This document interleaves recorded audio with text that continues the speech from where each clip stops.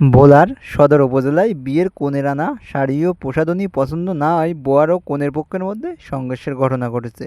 এতে বোয়ার মোহাম্মদ সজীব সহ উভয় পক্ষের অন্তত ১৫ জন আহত হন।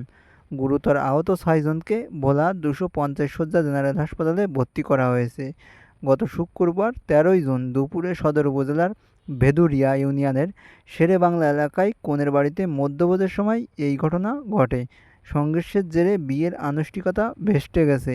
এছাড়া স্থানীয়রা জানান, বরপক্ষের আনা কাপড় ও প্রসাধনী কনে পক্ষের অপছন্দ হলে সজীবের বড় ভাইয়ের সঙ্গে কনে পরিবারের বাকবিতণ্ডা শুরু হয়। এক পর্যায়ে কাটাকাটির সংঘর্ষে রূপ নেয়। এরপর কনে পক্ষের লোকজন বর ও তার স্বজনদের ওপর হামলা চালিয়ে মারধর করে। সংঘর্ষ চলাকালীন কনে পক্ষের লোকজন ক্ষিপ্ত হয়ে বরসহ তার সঙ্গীদের মারধর করে বের করে দেয়। এ সময় বর সজীব, জাহিদ, অন্তু, মোহাম্মদ সোহেল, ফাতেমা ও ময়না গুরুতর আহত হয়ে হাসপাতালে ভর্তি হন। এইসব আজবগবি ঘটনা শুধু বাংলাদেশেই হয়। আর বন্ধুরা, তোমাদের যদি এই ভিডিওটা দেখে ভালো লাগে তো অবশ্যই একটা সাবস্ক্রাইব করে দিও, আর ভালো লাগলে একটু শেয়ার করতে বলবে না। ভালো থাকো।